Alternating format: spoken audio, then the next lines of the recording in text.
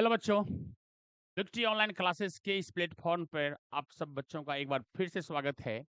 तो आइए आज के इस वीडियो के माध्यम से मैं आपको बताने वाला हूँ जैव विविधता की क्षति, लॉस ऑफ बायोडायवर्सिटी। जैसा कि हम सब जानते हैं कि बायोडायवर्सिटी के कारण ही सृष्टि चल रही है। बायोडायवर्सिटी अगर नहीं रहेगा, मीन्स जैव विविधता नहीं रहेगा, तो इस संसार की कल्पना करना ही बेकार है। तो आइए इसके बारे में जानते हैं कैसे ये क्षति हो रही है, कौन इसे क्षति कर रहा है, कितना क्षति हो चुका है और आने वाले कब तक में इसकी कितनी क्षति और हो सकती है और सृष्टि पे क्या प्रभाव इसका पड़ेगा। चर्चा आज छोटे से वीडियो में आज हम करने वाले हैं, तो निश्चित रूप से शुरू से अंत तक जरूर देखना। बहुत ही मोस्ट इंपॉर्टेंट टॉपिक है बच्चों ये, ठीक है।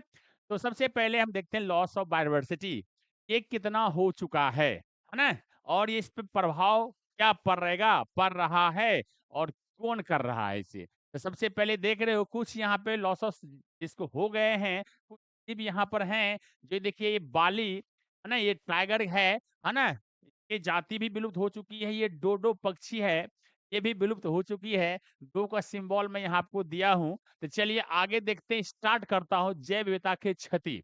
तो ध्यान से बच्चों इसको देखना है ना, इसे ध्यान से देखिए के कारण हम बता रहे हैं, बस इसको आप ध्यान से देखना कि जैव विविधता की क्षति। सबसे पहले अब ये अनुमान लगाया गया है किसके अनुसार से, एक बड़ी संस्था होती है बच्चों जिसका नाम है आई IUCN। एक संस्था है जिसका नाम होता है इंटरनेशनल इंटरनेशनल इंटरनेशनल फोर, और यहाँ पे इंटरनेशनल है ना, international union four, international union for conservation conservation of nature, ये आपका हुआ IUCN। ये है इसके अनुसार, के अनुसार अब इसकी बात करते हैं, इसके अनुसार क्या हुआ है। तो बच्चों विगत विगत 500 वर्षों में, विगत 500 वर्षों में पृथ्वी पर की जो है लगभग लगभग क्या है, 784 स्पेसीज जो हैं ये विलुप्त हो चुकी हैं। 700 है ना, 700 जो है 84 स्पेसीज जो है विलुप्त हो चुकी है। जातियां स्पेसीज जातियां जो है 784 विलुप्त हो चुकी है। जिसमें से क्या क्या है इसको समझिएगा ध्यान से। जिसमें से आपको 338 जो है ये है रीढ़धारी, है ना, रीढ़धारी। रीढ़ क्या आता है, वर्टेब्रा इनवर्टेब्रा होता है ना। 338 रीढ़धारी है, 359 और रीढ़धारी है बच्चों, और रीढ़धारी है, और 87 जो है ये पादप है, पादपों। अगर तीनों को करते हैं तो 784 आपका ये मिल जाएगा, आप ऐड कर सकते हो, है ना।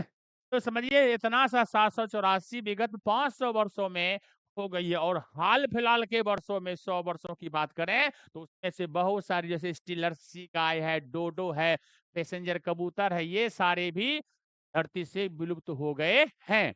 तो अब ये तो हो गया कि आपको एक लिस्ट बनाता तैयार हुआ थोड़ा सा कि किसके अनुसार, एक IUCN सर्वे ने किया, उसके अनुसार मालूम चला विगत 500 वर्षों में ये 784 गायब हो चुका है, जिसमें से ये मुख्य मुख्य बातें यहाँ पे दी गई है। तो हम बात करते हैं बच्चों, अब हम बात करते हैं इसका कि ये क्षति जो हुआ है ये क्या कारण है। कारण भी देखेंगे। सबसे पहले मानव के जो क्रियाकलाप होते हैं ना, हम लोग जो एक फैंसी लाइफ, चकाचौंध की लग्जरी लाइफ जीने के लिए हम प्रकृति को क्या करते हैं, नष्ट कर रहे हैं, प्रकृति को है ना खत्म कर रहे हैं। और कहीं ना कहीं प्रकृति में ये सारी चीजें एक दूसरे पर डिपेंड होता है, जिसके कारण से ये हो रहा है। तो आइए हम जानते हैं उसको। सबसे पहले अब कौन कौन गायब हो चुके हैं, सबसे पहले अभी नाम मैंने दिया तो कुछ लिस्ट है यहाँ पर, आप जरूर देख लीजिए इसे। जैसे देखिए यहाँ पर, जैसे यहाँ पे आप देखने की कोशिश करें कि स्पेसीज इधर है और यहाँ पे कंट्री है।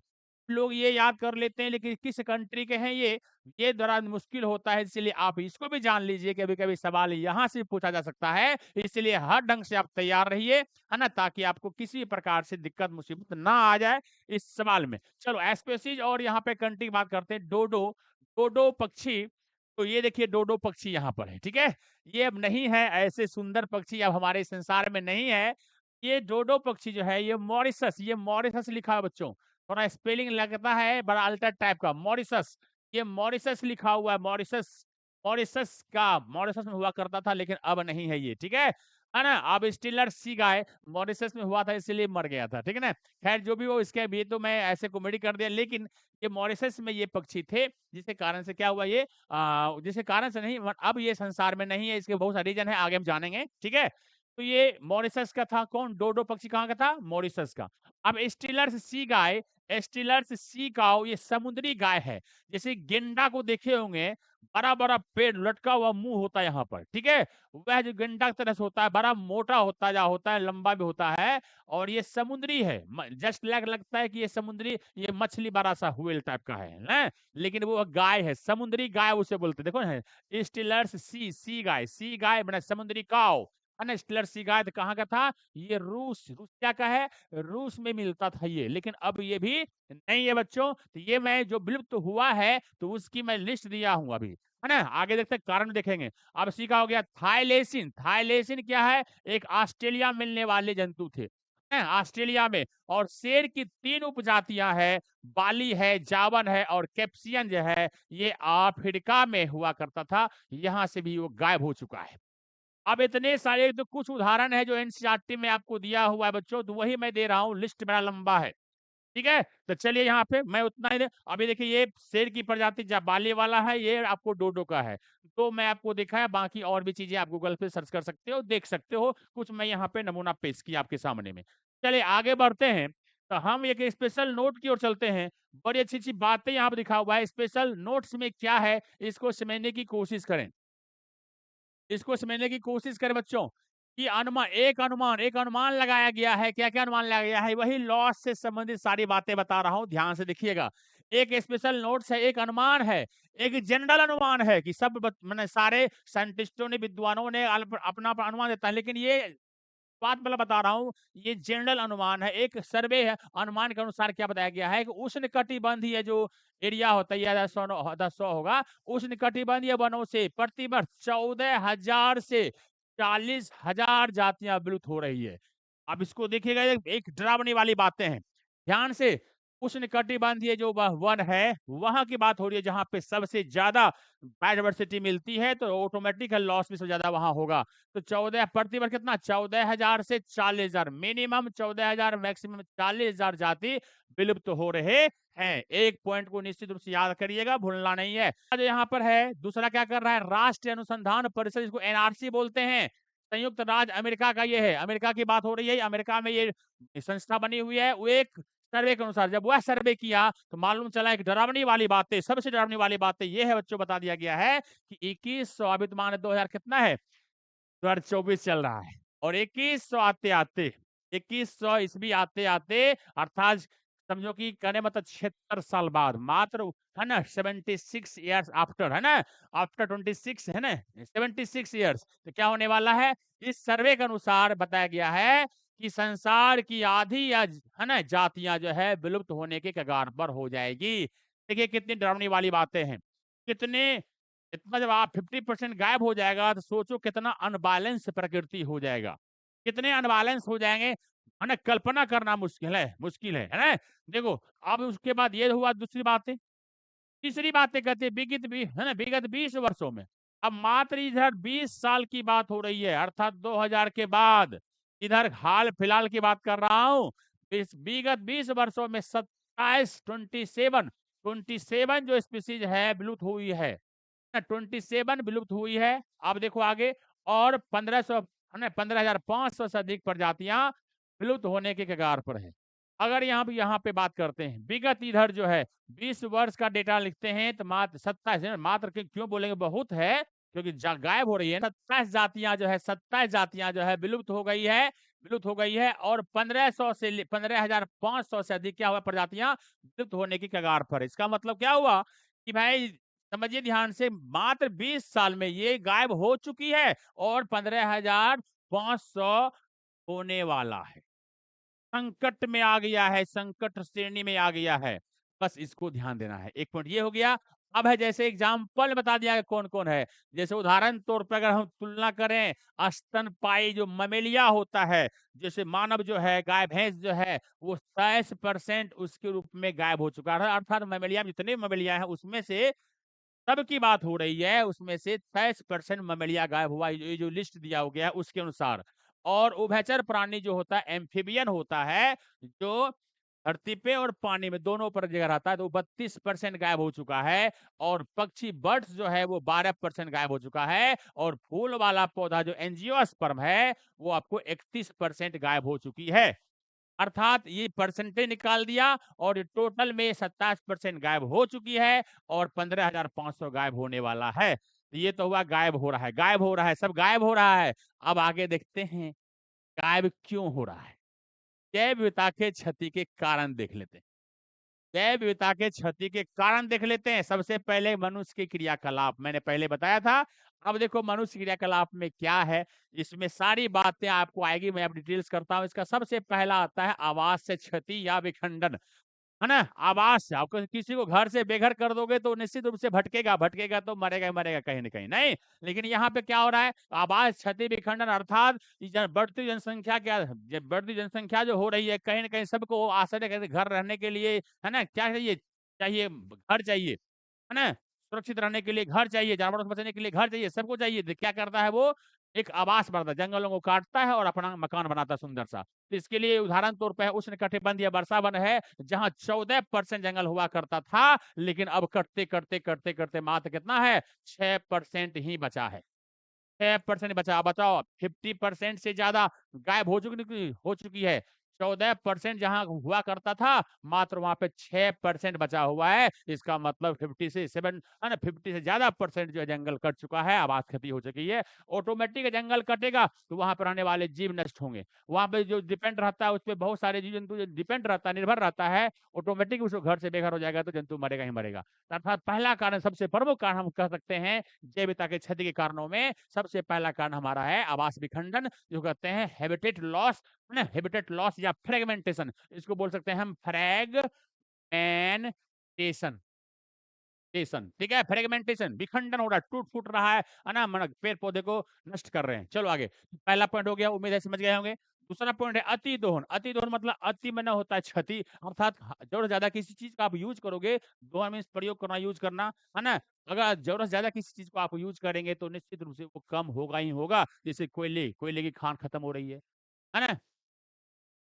जो ज़्यादा इंसान उसको यूज़ कर रहा है अपने फ़ायदे के लिए, तो खत्म होगा ही होगा। लेकिन वहाँ पे कोयला वाला बात यहाँ पे नहीं है।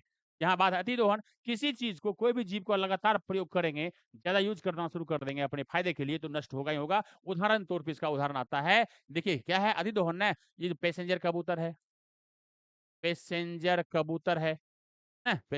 कबूतर है, स्टिलर्स सी गाय है, स्टिलर्स है ना? गाय है। ठीक है? अब ये है, ये सब जो है निश्चित रूप से ज़रूरत से ज़्यादा यूज़ करने के बाद डोडो पक्षी, ठीक है? ये सब है, यही ज़रूरत से ज़्यादा यूज़ करने के बाद ये खत्म हो चुकी है। इसलिए हमें ज़रूरत से ज़्यादा यूज़ नहीं करना चाहिए, बचा के रखना चाहिए सारे है ना जीव को, जिस पे सब एक-दूसरे पे डिपेंड होते हैं। ये जो है अति दोहन का ये हो गया, ज़रूरत से ज़्यादा प्रयोग करेंगे तो नष्ट होगा ही होगा। एग्ज़ाम्पल ये सारे इसके शिकार हैं। ठीक है? विदेशी जातियों का आक्रमण। अब है क्या, विदेश से आया हुआ है और यहाँ आक्रमण किया और यहाँ के जो देशज जाति है उस पे छा गया, उसको खत्म कर दिया। इसमें सबसे अच्छा उदाहरण जो आता है बच्चा, जलकुंभी का आता है। जलकुंभी है, लेटाना कमारा है, लेटाना कमारा, कांग्रेस घास। अब देखो इतने सारे नाम हैं। अब जलकुंभी ले लीजिए। जलकुंभी क्या आता है, विदेश से आया हुआ है। इंग्लैंड ने इसको लाया, अंग्रेजों ने इसे लाया इंग्लैंड से। और ये क्या, जब हुगली नदी में, कलकत्ता के हुगली नदी में जब इसको पहले बार लगाया, तो पूरे पूरे है ना जो बंगाल का आतंक इसको इसलिए कहते हैं, जब लगाया गया ना पूरे छा गया। और पहले जो कोई जीव जो पेड़ पौधे वहां पे थे सबको खा पी के, माना उसको भरने दिया ही नहीं दिया। और पूरे तालाब, पूरे नदी जो भी है जहाँ पर लगाया गया, सब में जलकुंभी ही जलकुंभी हो गया है। ये चूर्णियाँ इसको बोलते हैं, सारे हो गए। इसका मतलब है अगर पहले से 10 जातियाँ हैं तो सबको खत्म करके अकेला एक उत्पन्न हो गया और अपने आप को प्रफुल्लित कर लिया, बहुत ज़्यादा डेवलप किया। अर्थात क्या हुआ, एक आया नया और 10 को मार दिया। तो 9 की क्षति हुई ना। एगो बढ़ा 10 को मार दिया। एगो बढ़ा बस उसको मैनेज कर लीजिए, तो 9 की क्षति हो गई ना। यही हुआ विदेशी जातियों का आक्रमण। लिटना कमारा भी इसी तरह काम करता है, कांग्रेस घास भी इसी तरह काम करता है। ये हुआ कि विदेश से को आएगा और यहाँ के जो जाति पहले से हैं उसको उस पे हावी होगा, उसको मार के खत्म कर देगा, मना खत्म कर लेगा और सारा अपने आप को ले लेगा ये। ठीक है? तो इस तरह से क्या हुआ, ये एग्जाम्पल है विदेशी जातियों का आक्रमण, एलियन स्पीशीज इन्वेजन में ये एग्जाम्पल आपको आता है। उम्मीद है समझ गए होंगे। अब लास्ट में आता है जैव विविधता, सह विलुप्तता, सॉरी सह विलुप्तता, अर्थात हम जाएंगे तुमको भी ले जाएंगे, अर्थात हम मरेंगे तो मेरे साथ तू भी मरना। तो ये जो यहाँ पे कहानियां है, ये सर्व विलुप्तता क्या है, जैसे मान लीजिए उदाहरण तौर पे, इसको अच्छी तरह समझिएगा ध्यान से, इसको अच्छी तरह समझने के लिए समझिएगा ध्यान से कि सब लोग क्या साथ मरेंगे साथ जिएंगे वाला बात यहाँ पर है। तो यहाँ पे को एक्सटेंशन है, जैसे मान लीजिए पराग है ना, परागन करने वाले कीट और परपोषी मछलियां, परपोषी मछलियां इसके एग्जाम्पल हैं। सीधा लगता एग्जाम्पल है। अब देखिए, अब परपोष में जिसको जो खाता वही नहीं रहेगा तो बस भूखे ऐसे ही मर जाएगा। देखिए ये हो गया। दूसरा परागन है ना, परागन करने वाले कीट, मान लीजिए किसी फूल पर कोई कीट परागन करता है, उसी पे करता है, दूसरा पे कहीं नहीं कर सकता है। बताइए, जब वो कीड़ा मर जाएगा तो फूल परागित होगा, जब फूल परागित नहीं होगा तो एक नई जाति फूल की भी खत्म और वो कीड़ा भी खत्म। इसका मतलब क्या हुआ कि दोनों दूसरे से क्या हुआ, सह विलुप्तता है, साथ साथ जी रहा है, साथ साथ मर रहा है, साथ ही विकसित हुआ साथ ही जाएगा। तो इस तरह से ये क्या हुआ, सह विलुप्तता हुआ, अतिदोहन हुआ, विदेशी आक्रमण हुआ और आवास विखंडन हुआ। ये लॉस ऑफ बायोडाइवर्सिटी के कारण हो गए। और कितना क्षति हुआ वो भी देख लिया, क्षति के कारण भी देख लिए। अब इसकी रक्षा करना है, रक्षा करने वाला पॉइंट हम नेक्स्ट डे लेकर आऊंगा। तब तक जो बच्चे इस चैनल को लाइक और सब्सक्राइब नहीं किए हैं तो निश्चित रूप से आप भी करो, अपने दोस्तों को बताओ, सब बच्चों को बताइए। ये 12th वाले बच्चों के लिए और साथ ही साथ नीट वाले एग्जाम देने वाले बच्चों के लिए बहुत ही इंपॉर्टेंट चैनल बनने वाला है बच्चों। तो इसीलिए के आप क्या करो, लाइक करो, सब्सक्राइब करो और अपने दोस्तों को जरूर बताइए कि विक्ट्री ऑनलाइन क्लासेस पे इस तरह से एक्सप्लेनेशन की जाती है बच्चों। तो निश्चित रूप से देखिए और अपने दोस्तों को बताइए। तब तक अब इतना ही बच्चों, तब तक विदा लेता हूँ, नेक्स्ट में मिलता हूँ। Okay, bye bye, good day.